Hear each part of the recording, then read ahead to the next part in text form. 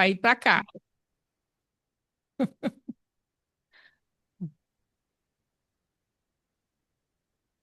Então, gente, nós estamos na carta aos Romanos, que Paulo está falando para nós um pouco sobre o Espírito Santo, né? E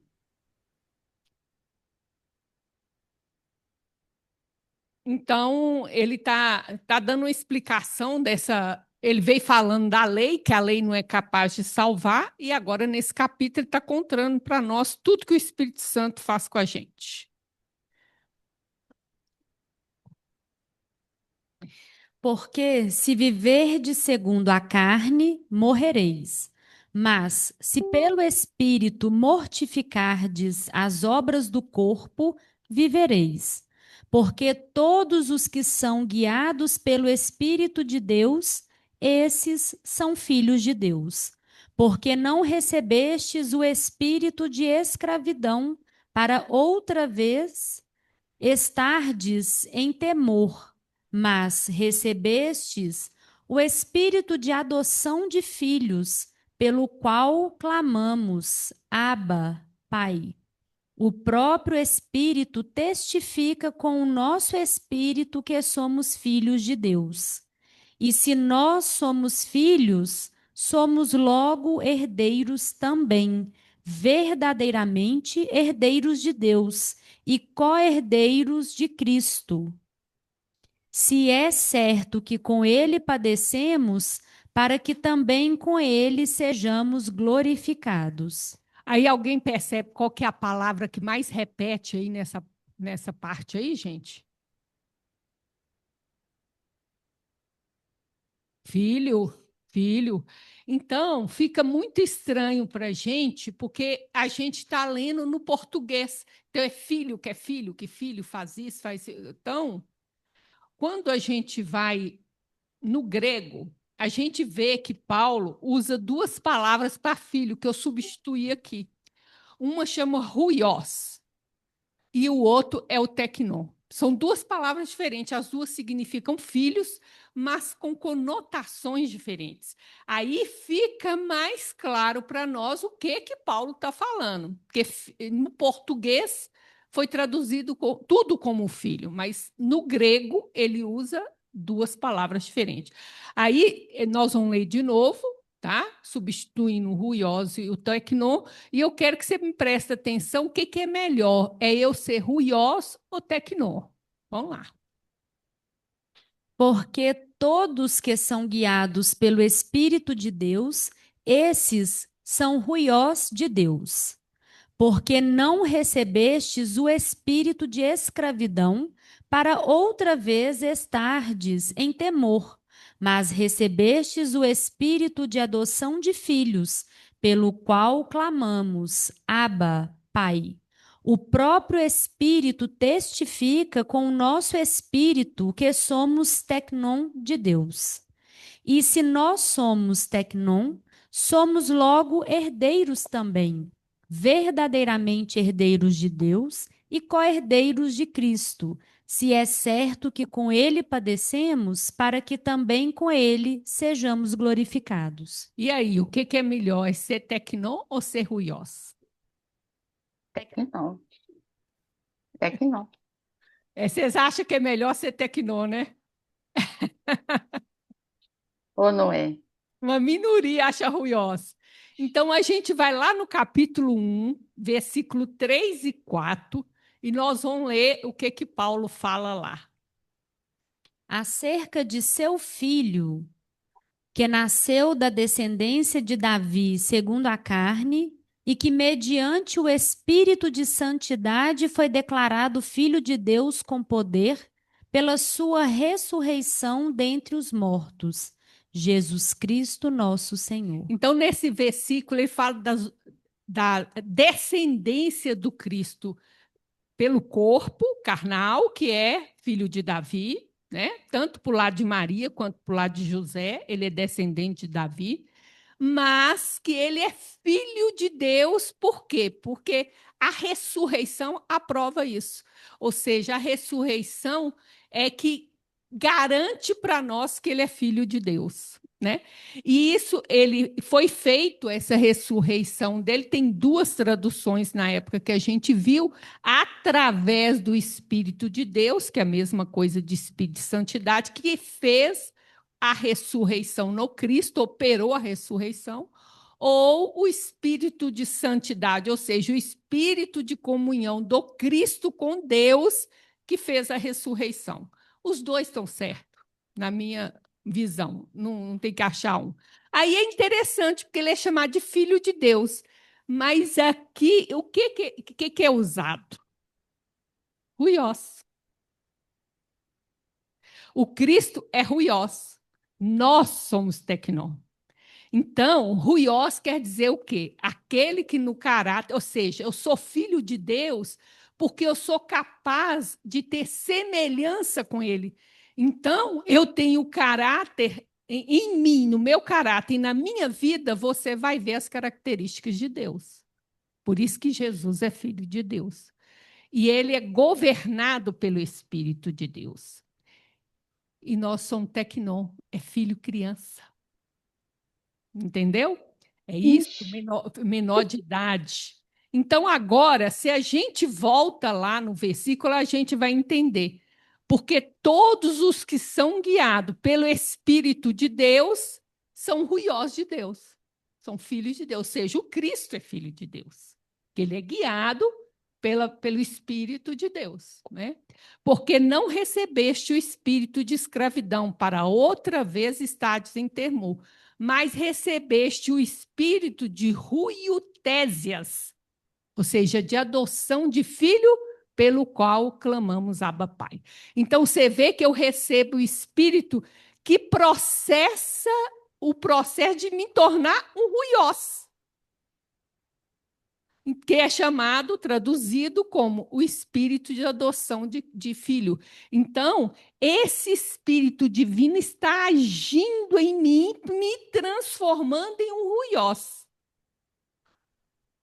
Então, que é traduzido como uma ação de espírito de adoção.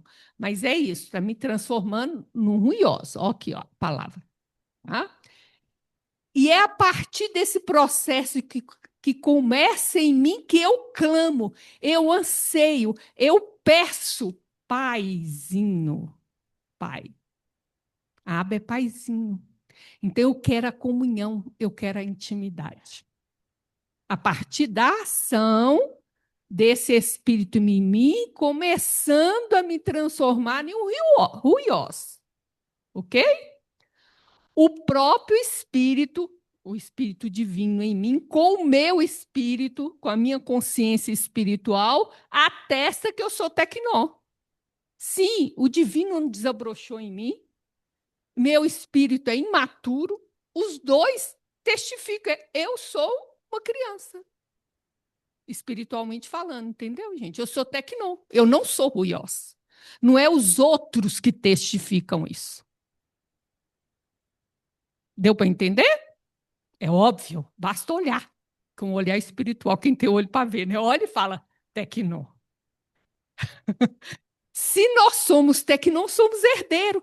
O que é a herança, gente?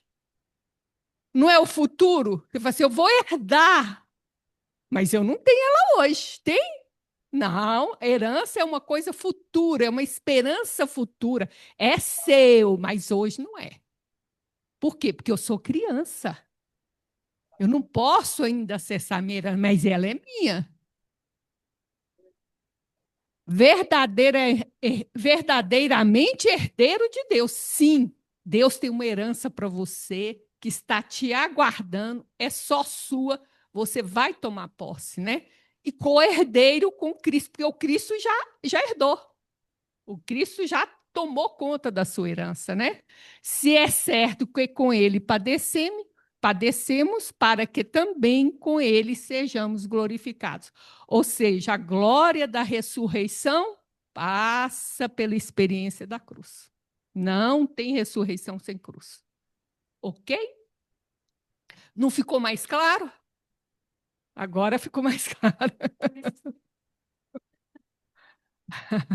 Então, gente, o ruiós ele é guiado pelo Espírito de Deus.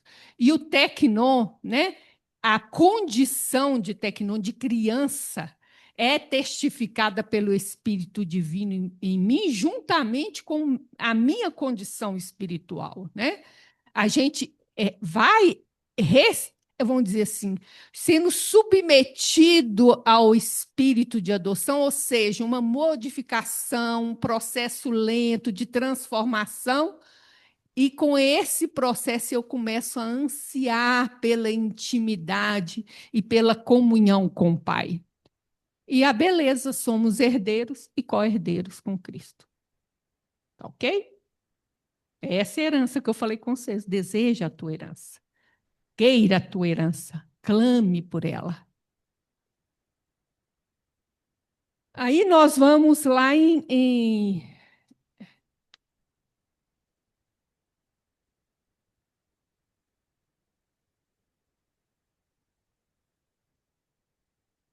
Aí nós vamos lá em Gálatas, que Paulo vai falar a mesma coisa de maneira clara, tá? Digo, porém, que enquanto o herdeiro é menor de idade, em nada difere do escravo, embora seja dono de tudo.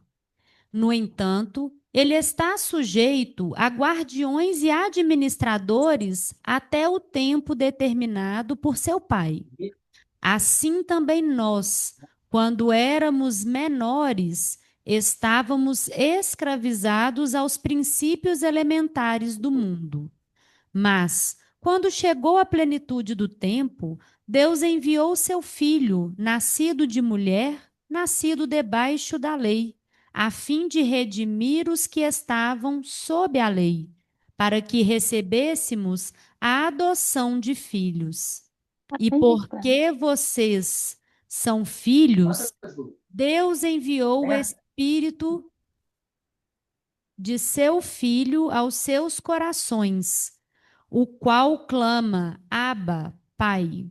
Assim, você já não é mais escravo, mas filho, e por ser filho, Deus também o tornou herdeiro. Então, gente, olha o que Paulo está falando.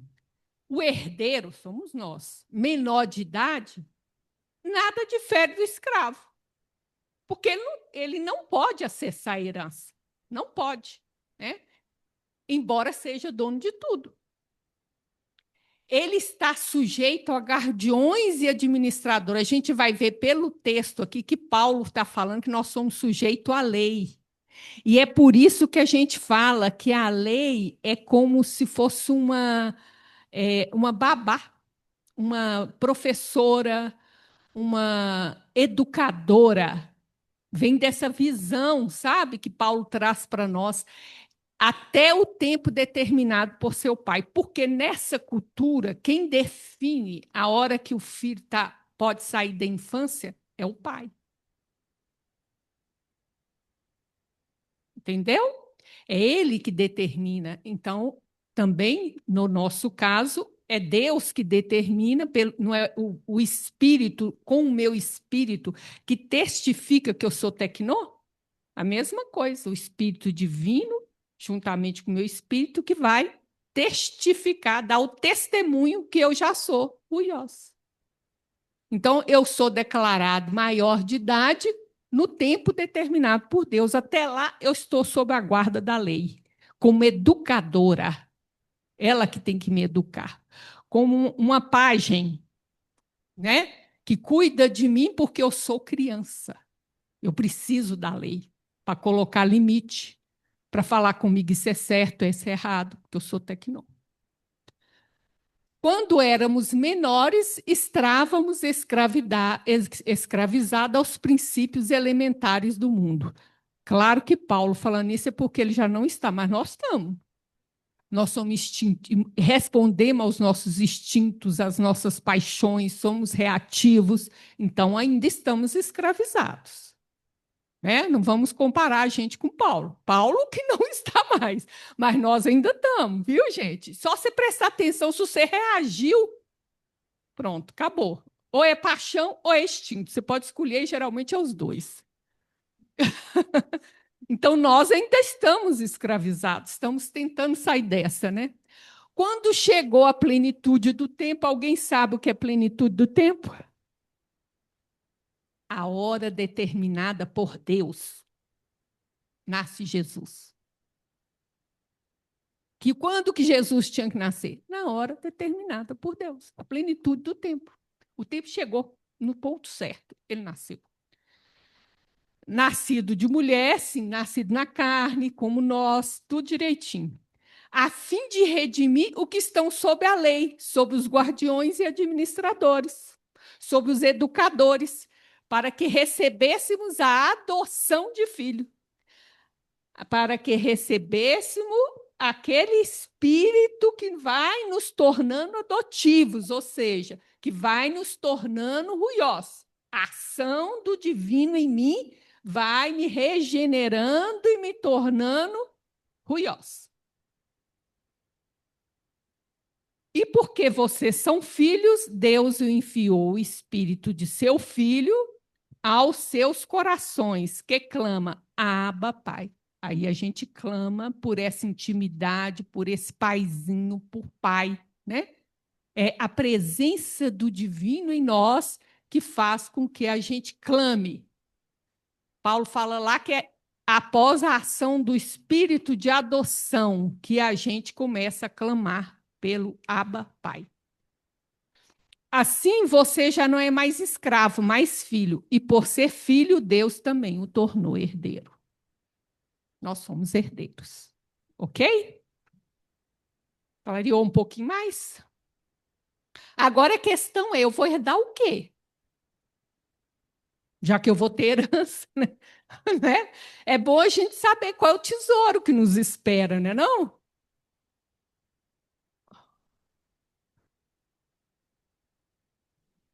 Para a gente saber, vão tentar ver o que é, né? Então, É, vão ler. Vânia, Oi? ele também não estará fazendo aí uma relação entre antes no judaísmo, antes do bar mitzvah e depois do bar mitzvah. É, Eu entendo que sim, na medida que ele fala assim, ó, deixa eu voltar aqui. Ai, meu Deus, cadê o trem? desculpa. Não, é porque quando eu mexo na tela, o negócio aqui não funciona, sabe? É só isso. Eu sei. Eu acho que o Bar Mitzvah entra aqui, ó, porque nós éramos, cadê? É, é, até o tempo determinado por seu pai. Na cultura judaica, o menino não tem adolescência, gente. É menino ou é adulto? O Bar Mitzvah é que Sim, marca essa transição, né? De é sair a maioridade. menor para o adulto, né?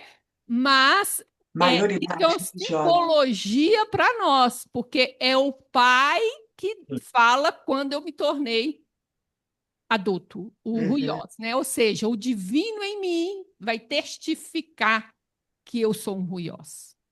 Mas sim, eu entendo que aqui ele está falando, se referindo, usando a cultura, né? Para se sim, referir, fazer uma metáfora. Era esse aí que você estava é. falando, Sara?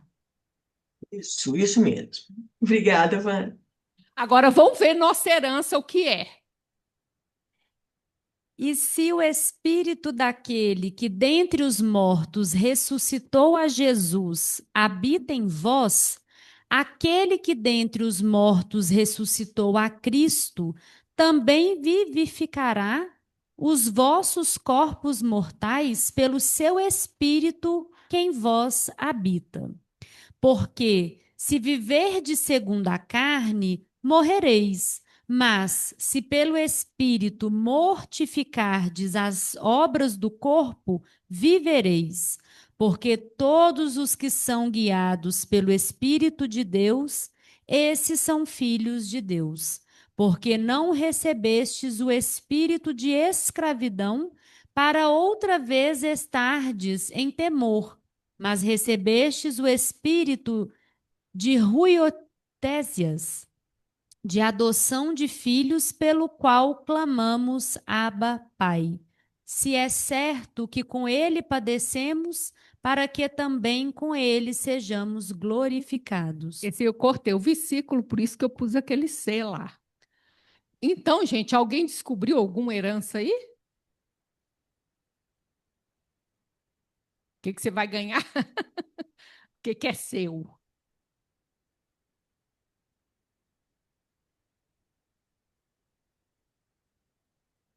Vivereis. É a vida eterna. Ou seja, você já é eterno, mas você nasce. Você não vai nascer mais, não precisa mais nascer. Vida eterna, né? Hã? E tudo aqui é quando você virar ruiós, um Cristo.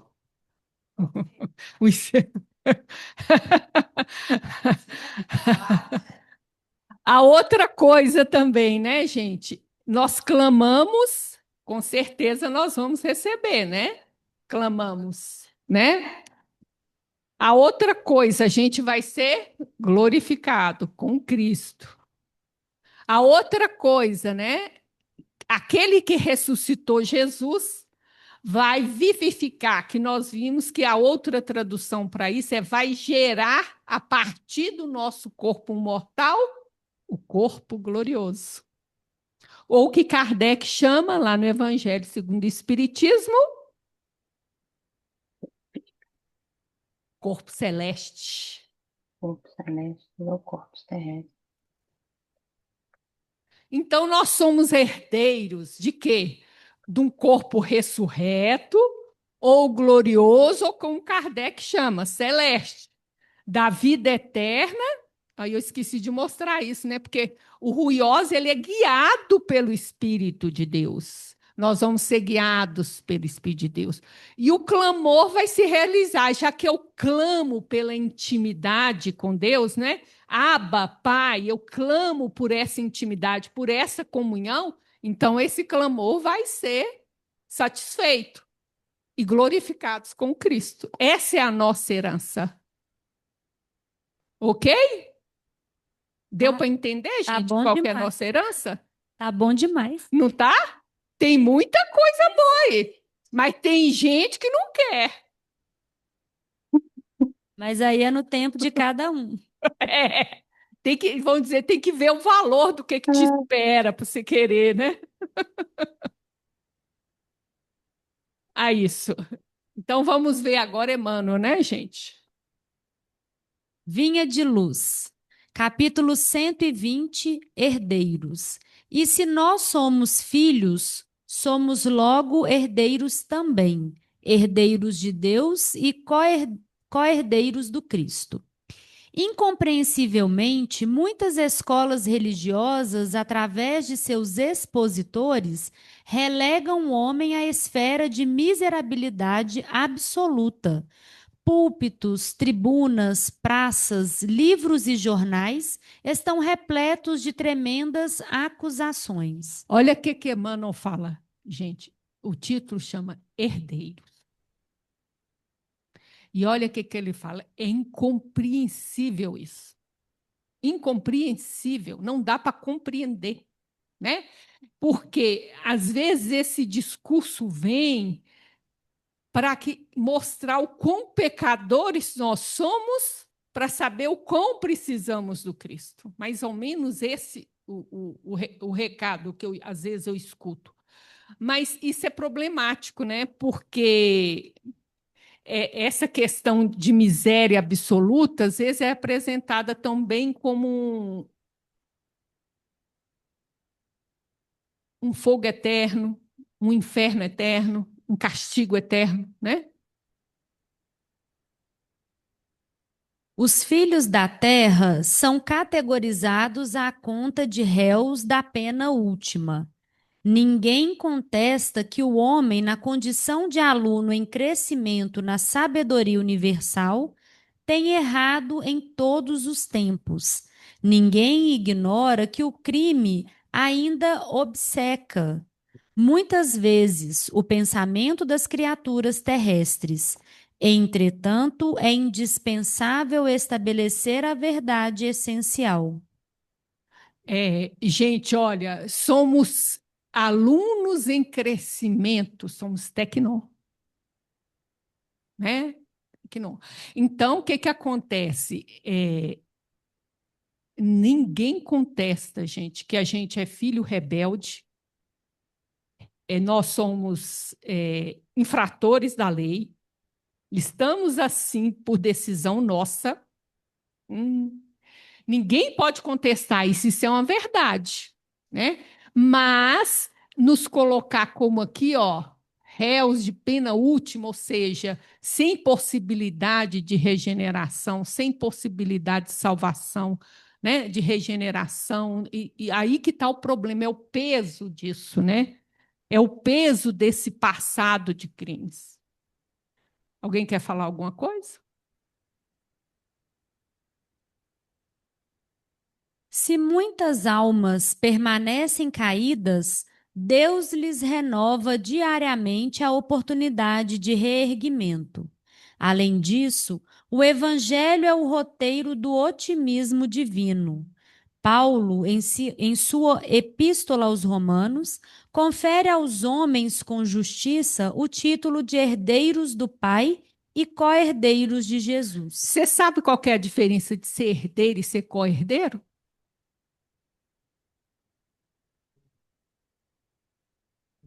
Hum, É. Então, que eu podia ser herdeiro da terra Michuruca e Cristo ser herdeiro de Vênus, Saturno, uma coisa maravilhosa, né? Eu sou herdeiro e minha herança vai ser igualzinha a dele, tão boa quanto a dele. Entendeu a diferença? Por isso que ele fala herdeiro e co-herdeiro. Você também vai ser um espírito crístico, um rios. Então, gente, olha o que é interessante que Emmanuel está falando aqui. Olha, ninguém pode vamos dizer, negar a condição de decaídos nossos. Porém, todo dia Deus acredita em nós. Todos os dias Ele renova a nossa oportunidade. Todo dia. Por isso mesmo que nós precisamos desse ciclo de noite e dia, para a gente perceber a renovação das oportunidades, né? Um novo renascer, uma nova esperança. E o que é interessante, não interessa qual foi o crime que você fez, ninguém te tira a condição de filho de Deus, de herdeiro de Deus. Nem você pode te tirar isso. Olha bem. O título de herdeiro e co-herdeiro. E é isso que ele fala, o evangelho é otimismo, porque o Cristo, ele não fica preso no que nós fazemos, ele vem com um projeto do que fazer a partir daqui.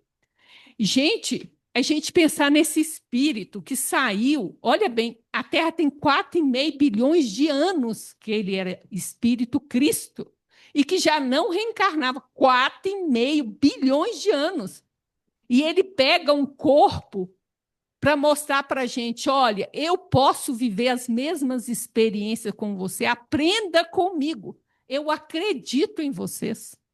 Então, não interessa o que a gente fez no passado, é como fazer a partir de agora, vamos bola para frente.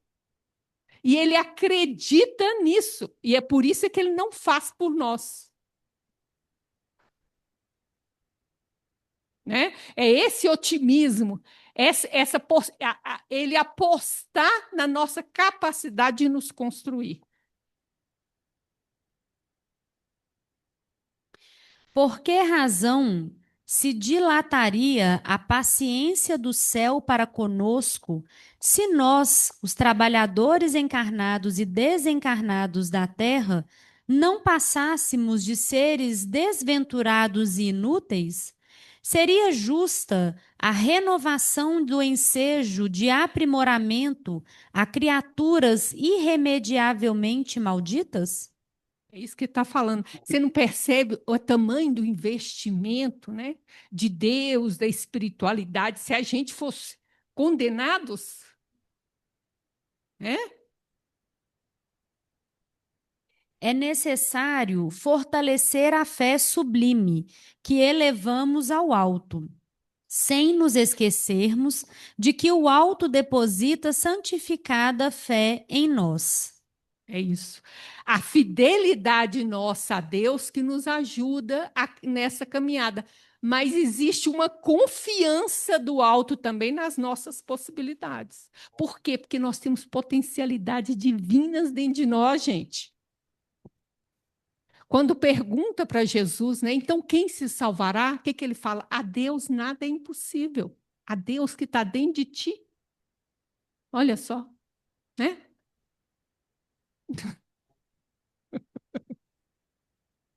Confiança em nós, nos potenciais divinos que nós somos capazes de deixar desabrochar.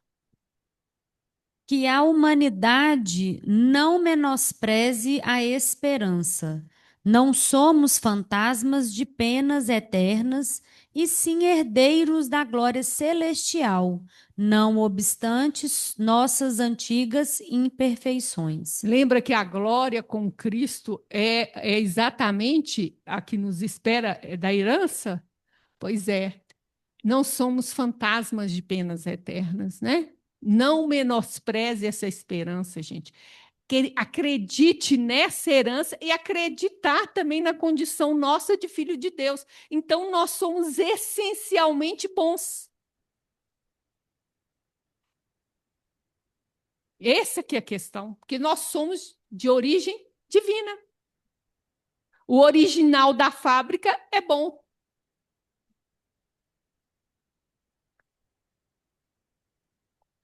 O imperativo da felicidade, porém, exige que nos eduquemos convenientemente, habilitando-nos à posse morredoura da herança divina. Olvidemos o desperdício da energia, os caprichos da infância espiritual e cresçamos para ser com o Pai os tutores de nós mesmos. Então, gente, olha, só que a gente precisa se educar, né? A criança tem que se transformar para poder ter condição de tomar posse da sua herança. Ninguém entrega uma herança para uma criança, né? Que ela não tem condição. Agora, o que, que ele fala? Não desperdício de energia, não, gente. É que a gente fica igual barata tonta, né? O dia no mesmo lugar, né? Desperdício de energia danada. Os caprichos da infância espiritual, olha, e cresçamos para ser com o Pai tutores de nós mesmos. Por enquanto, nós estamos sob o tutor da lei, porque a gente ainda não sabe ser tutor de nós mesmos, né? Nós, as crianças, nós, né? Eles, nós, é, nós. Ele falou: somos crianças. Nós, né? Todos nós. Eduquemos convenientemente, ok, gente? Para tomar posse da herança, Ok. ok? Aí vai dar tempo, eu queria trazer um outro aspecto de ser filho. Porque lá em Hebreus fala um outro aspecto muito interessante, ó. Porque o Senhor corrige ao que ama e açoita qualquer que recebe por filho. Deus corrige aquele a quem ele ama. Então é isso, tem um outro aspecto dessa educação que nós temos que receber da lei. Esse tem um outro aspecto de ser filho. Então vamos lá. Vinha de Luz, capítulo 22, corrigendas. Porque o Senhor corrige ao que ama e açoita a qualquer que recebe por filho. Quando os discípulos do Evangelho começam a entender o valor da corrigenda, eleva-se-lhes a mente a planos mais altos da vida. Naturalmente que o Pai ama a todos os filhos. No entanto, os que procuram compreendê-lo perceberão de mais perto o amor divino. Então, gente, agora a gente tem condição de ver essa questão da corrigenda, porque se nós somos menor de idade, estamos debaixo da lei, que é a guardiã de nós, a educadora de nós, então ela vai nos corrigir. Porque o pai corrige porque ama. porque ele quer que a gente deixe de ser o filho criança, tecnô. Então, o que Mano está falando é que quando a gente começa a entender o valor dessa corrigenda, né, como que a mente nossa vai a planos mais altos da vida. Eu paro de ficar na situação de que eu estou sendo punido. Então, se eu estou sendo corrigido, eu tenho que prestar atenção no que eu estou sendo corrigido, para que eu colabore com a lei nessa correção. E não fica resistindo ao aguilhão que está tentando me corrigir. Né? Então, eu fico resistindo à reprimenda. Eu passo a colaborar, eu me elevo. Eu vou a planos mais altos, né? Porque aí ele fala, esse filho que dilata, ó, percebe melhor o amor do pai. Se Não é que aproxima Deus dele, me né? ama mais, né? Se aproxima dele, Se né? aproxima. Porque eu não rejeito. Porque se eu acho que o pai me pune, eu rejeito ele. Ninguém gosta de quem nos pune.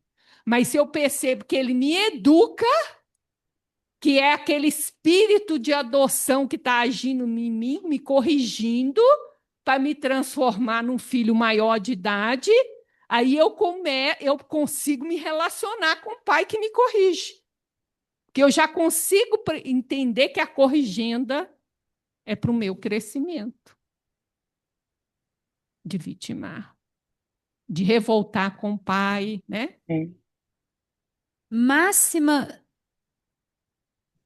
Máxima identificação com o Senhor representa máxima capacidade sentimental.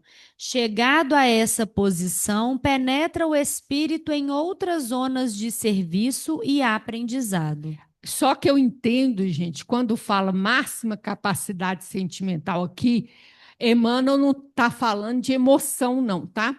Porque a gente tem dois Sentimento. tipos de inteligência. Nós temos tem alguém com o microfone aberto, gente. Nós temos dois tipos de inteligência. E o sentimento é uma forma de inteligência, né? Nós temos o intelecto que discrimina, que enumera, mas nós temos uma inteligência que é o sentimento que me fala isso é bom, isso é ruim, isso é agradável, isso é desagradável, que qualifica. Então, quando ele fala, quando eu me identifico com o Senhor, essa máxima capacidade sentimental. Então, eu qualifico melhor a experiência de corrigenda. Entendeu? Eu ponho uma qualidade, eu consigo perceber a qualidade dessa experiência, né? E aí, o que ele fala? Aí você já foi para uma outra área. Olha lá, a zona de serviço e aprendizado. A sua capacidade de compreensão se dilatou. Então, eu consigo perceber não só a ação da corrigenda, mas a qualidade da corrigenda que eu estou recebendo. Em que qualificação exatamente ela está tocando em mim, na minha vida, me provocando a mudanças, a reflexões, a parar algumas coisas, né? A princípio, doem-lhe as corrigendas, atormentam-no os açoites da experiência. Entretanto, se sabe vencer nas primeiras provas, entra no conhecimento das próprias necessidades e aceita a luta por alimento espiritual e o testemunho de serviço diário por indispensável expressão da melhoria de si mesmo. A vida está repleta de lições nesse particular. Ali, ó, gente, eu já vejo, olha bem, eu já conheço, olha bem, nas primeiras provas eu posso achar muito difícil, depois eu começo a ver as minhas necessidades. Tá vendo como é que eu já qualifico? Porque eu já percebo aquilo em mim que eu estou precisando trabalhar. E eu aceito a luta como um alimento espiritual. Ó, o testemunho do serviço do dia a dia como uma expressão dessa melhora de mim. Então, eu tenho a ação da corrigenda dentro de mim, que de início ela é difícil, mas eu começo a perceber que aonde eu estava necessitando daquilo, e aí eu vou aceitar aquilo como um alimento espiritual e vou expressar isso no meu dia a dia. No meu dia a dia. A melhora de mim, ó, tem que aparecer no dia a dia.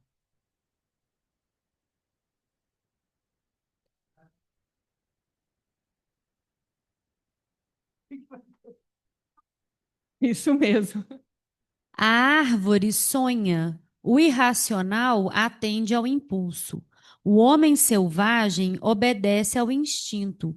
A infância brinca, a juventude idealiza. O espírito consciente esforça-se e luta. É isso, né, gente? Se a gente está na infância, a gente está brincando na vida, né? Ninguém veio aqui para brincar, né? Ou então fica no futuro, esperando esse futuro glorioso, não sei o quê, né? Mas quem já está aprendendo a ter consciência, começa a lutar. Conosco mesmo, a luta é conosco, né, gente? Alguém quer falar alguma coisa? O homem renovado e convertido a Jesus, porém, é o filho do céu, colocado entre as zonas inferiores e superiores do caminho evolutivo. Nele, o trabalho de iluminação e aperfeiçoamento é incessante. Deve, portanto, ser o primeiro a receber as corrigendas do Senhor e os açoites da retificação paterna. Se te encontras, pois, mais perto do Pai, aprende a compreender o amor da educação divina. Então, gente, é claro que tem pessoas que estão na zona inferior que não têm condição de receber a corrigenda de mim, que estou entre a zona inferior e o movimento evolutivo, de todos nós. Porque se eu já tenho mais compreensão, eu tenho capacidade de receber uma corrigenda que esse outro aqui não tem capacidade. Então, para quem vem a corrigenda primeiro? Para mim, porque eu já tenho recursos. Não é? Eu já tenho recursos. Ser o primeiro a receber a corrigendas e os açoites. Porque a minha consciência já me dá condições de lidar com aquilo. O outro é muito mais infantil do que eu. Ele ainda não dá conta. Ele tem que ter recursos para isso. Porque se o objetivo da lei é educar e não punir, ela tem que vir de acordo com o recurso que você tem para responder. Tirando a sua rebeldia, que se tiver rebeldia, aí é pronto tudo, né? Deu para entender isso, gente? Por que que é? Então, nós estamos entre os abismos e o caminho, nós estamos exatamente no umbral. Umbral é isso. É uma passagem, nesse trem aqui da porta, ó, você nem está dentro da sala, nem está no salão.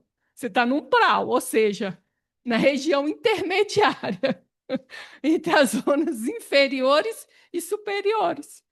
É onde a gente tem capacidade já de aprender com as corrigendas, né?